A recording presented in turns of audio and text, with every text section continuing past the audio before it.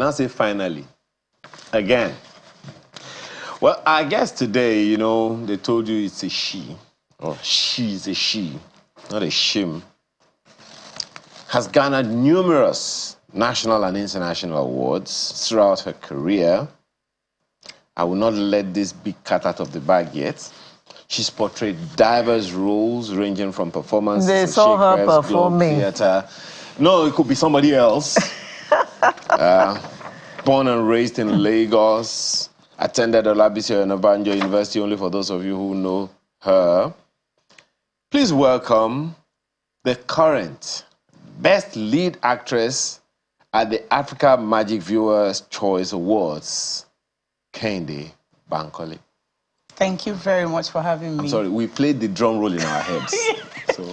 And the applause followed. Thank you very much, Ma. Thank you for having me. Thank you for coming. Thank you. Your plate has been full. God has been good. You've been very her busy. cup runneth over. She's been busy. But we both know that you're not shy, right? I am shy, very shy. English. I am tough, but I'm shy. I am a shy person. She's very shy. Person. We believe you, we believe you. Yeah. Just because you say so. Okay. How have you been? I've been fine. But busy. Very busy. Obvious. Well, thank God for busy, because some people are looking for work and cannot find.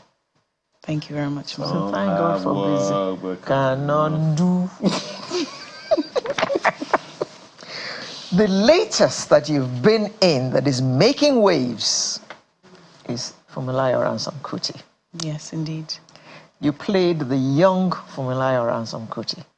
Yes, indeed. I've not seen the movie yet. You all say it's in cinemas, but it has not come to a cinema near me. Because you've also been very busy. So I have not seen it, but we've seen clips of it here and there. And we've had two people. We've had the director who came to speak to us the day before the premiere. So we actually have a feel of it. And we saw you in... Oh, there you are again with Sulaiman. Gloves and all. Zizi. The young Mrs. Ransome-Kuti. What was it like acting in the shoes of such a hero? I will use the word hero, yes. Not heroine. It was a very pivotal moment for me. It was a very important time for me, because not only did that make me know that my work is trusted, that somebody can entrust something that important to me, it also made me realize that if you find yourself having something in common with certain people, you attract them, you attract things about them to yourself. And it was like an affirmation and a confirmation of certain things. You know, I am not an activist currently. I am not. But I think I'm not one of your, is it Omowe or Jogmo they call them? I'm not one of your very fine, learned people, but I think they call it, is it patriotism or nationalism? I don't know. I feel like every true citizen of a country must have some level of love and activism for their country, some kind of patriotism for their country within them. It's just in levels. Some have it higher than the others. So I would say I'm not an activist, but I'm somebody who really does love my country and the people. And playing that role really made me realize, oh, this is a part of me that I've been afraid to explore. Oh, and really? I think it's time, yes. Why? It's time to actually. Fear of a backlash, you know, from that freedom of speech you thought you could enjoy. Sometimes you may get a backlash from authorities. Sometimes the people, too. The people are very, very... Sometimes the people don't even know how powerful they are.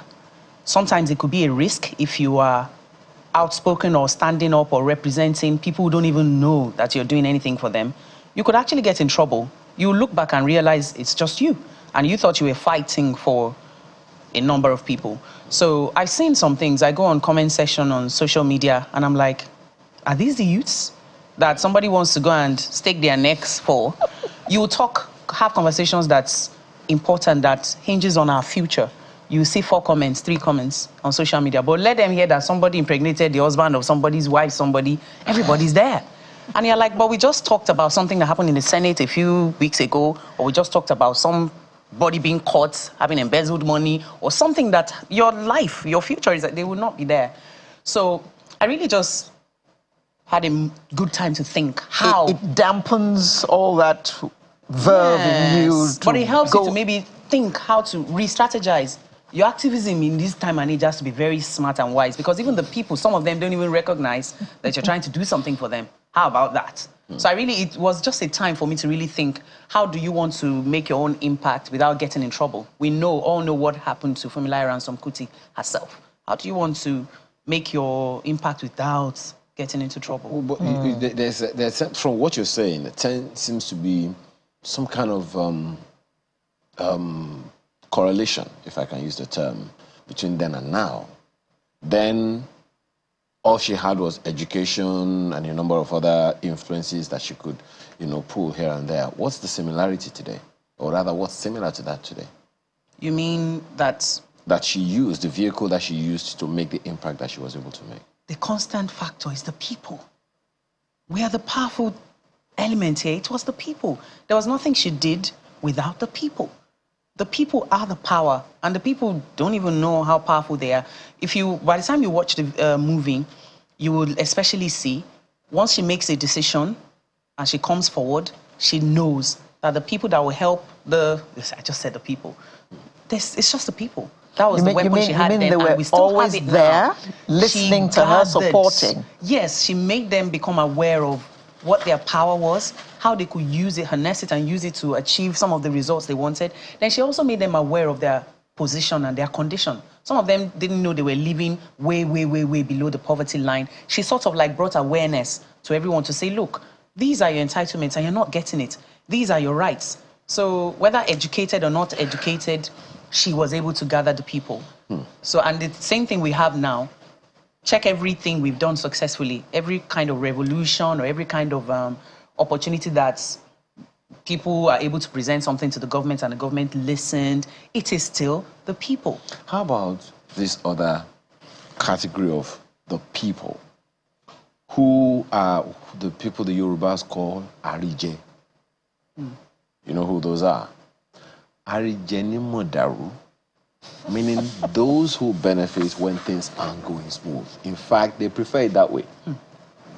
And did she have to contend with such people? Please, no spoilers so that I can enjoy the movie. But did she have to deal with such people who sucked up to her and, went behind her back? I think our focus wasn't on them. I think she primarily knew that if the majority came from the good side, it was inconsequential what the Arijeni Dibaje people were doing. The goodwill of the people, the strength of the people will always overshadow, oh, they were there. Oh, they were there. How did it feel when you heard that you were going to play that role? I was very curious. Because all we knew, all history managed to tell us, was that she was the first woman to ever drive a vehicle in this part of the world. Yeah. But she was more than that. So apparently, I started reading, and I was like, so why did they have to hide all of this? Why? I knew there was a time, I heard they removed history from the curriculum for some time. I don't know if it's back now. The truths we're hiding from are the truths that will liberate us. Let us know how powerful women were then. Let us know that she did carry the people to a point where they were liberated. Let us know. It doesn't mean we will now want to usurp someone or we will now want to start a revolution. It is for the people to know their roots and how powerful they are. Let us know. What were the battles we fought then? Who fought those battles? And then because of inspiration, we want our young people to be inspired. We ourselves daily wake to look for inspiration. She was not a spring chicken when she did some of these things. Some of us in our 30s, our 40s, our 50s need to know that we can still, in spite of whatever age we are, achieve things. I mean, there was no reason for some of those parts of our achievement to be hidden. So I just kept digging out of curiosity. And that really made me ask a lot of questions. So curiosity throughout that time and excitement. I was very excited. I felt very privileged to have had that opportunity. And so I just flogged it properly. Now, there is an angle that even in, I don't know, as Alero said, I was looking forward to seeing the movie before we had this conversation, but many people may not even know that she had any relationship with Fela Anikulapo Kuti. Many may not even know that Fela was Fela Ransome-Kuti. What was the relationship? She was Fela's mother. She was the woman that birthed greatness. She was the woman that birthed the movement. We saw that not just Fela, we can see how the other children too, the grandchildren, have continued on to carry a kind of spirit, a spirit of wanting something more for the people. She birthed a movement. So it was posterity. It didn't end with her. So everybody now who didn't know before now knew that she was Fela Anikulapo Kuti's mother. She was the mother of so many other popular ones. The Dr. Oliko Ransome-Kuti. There's so many of them. And then the grandchildren now, we all know of there's Shemun Kuti, great-grand and grandchildren. There's Femi Kuti. There's another Kuti. Yeni Kuti. I mean, so just look at those children. Made, you can see that this woman wanted to put something down in history, and she was able to embed some of those things in her children.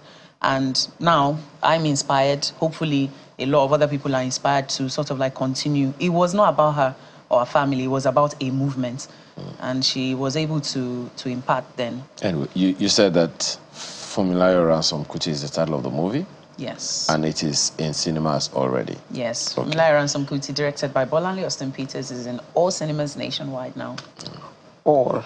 All did cinemas you just hear the way she even just... that one nearest to you. Oh, all, she said. Voice. See, did you get the voiceover part? Yes, no. I did, but the part that I didn't get is grab your copy.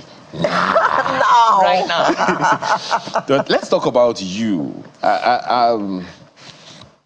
One of the things that I ask every time I have the privilege is, and I asked Bolanle herself when she was here, and I've asked quite a few other people. I've asked, what's his name? Kunle Afolayan, and anyone who has done theater and film. Which is your preference? I know what she's going to say, but which is your preference? Which is my preference between theater and film? Hard to choose. It's very hard to choose. What is the because of why? Well, because of Toripe, each of them have their own. Because of Toripe. They have their own. They're different. But one makes you feel very alive. You know, theater makes you feel you're in charge. And then theater is not a one-man show. It's you and the people in the room. Theater is our thing. All of us. You're getting feedback there. If they don't like what you just did now, you're seeing it right there. But for film, you have to wait till forever to know what the awards think, to know what the audience think, to know what the editor thinks, to know what... There will be some parts you watch later they've cut off because they thought it wasn't necessary. So film is very powerful as like a tool for you to review what you've done. It's like a school. It's like an institution for film because then you can watch, you get feedback. It's not instant, but for theater, it's whatever instant feedback you can consume at that time. Doesn't that make theater more difficult? Theater is tough. It's more difficult. There's no second chance for another take. It's right there and right then. Theater is tougher. It's very beautiful, actually, but both of them have their difference. I feel film has, because of the length of its lifespan, it goes through a lot of processes. There's no how it will come out at the end and not be so fine. There's music. Some people will sit down and score music to it, score sound. There's moods. And then you find other actors, too. When you're in theater, you're only seeing and feeling what's in the room with you at that time. But in film, there are parts that were recorded in your absence. Then you see other actors' performances. It's just a huge discovery for film. Then you see this editor was amazing. Oh, this light person lit. Film is also beautiful because they create artificial things. They can tell you it's daytime when it's night. One man will sit behind a light and tell you what time of day it is. So you get to actually quite appreciate talents and creativity creativity. So both of them are different in their different ways, but which makes me feel that spark of just being, it's wild, it's theater. By the way, what did you study? I studied mass communication. No wonder. Grab your copy. And you're also a filmmaker now, Yes. right? What started that up for you? Different things. Initially, it was the idea of wanting to play certain kinds of roles and not getting those roles. So you start thinking. And then secondly, the idea of wanting to be a part of telling certain stories and it's not coming. But I noticed that was my push for that reduced a bit because we had opportunities come to the entertainment industry for like the last 4 years now. There's a boom. So more stories are being told. Now that I won't mention names of different streaming platforms have come, business is better. So some of the things I really quite wanted, I wasn't getting, that made me start calling writers. Okay, write this. Let's try and do this. It's now, you now find producers approaching you to say, oh, I have a story. And you see that that's similar to what you were thinking you would like to say. You want to say something about how housemaids are being maltreated. There's a story like that. You want to... So the kinds of stories I really like to tell are things that would change society. And if you're looking now, the kinds of scripts we're getting, they're coming.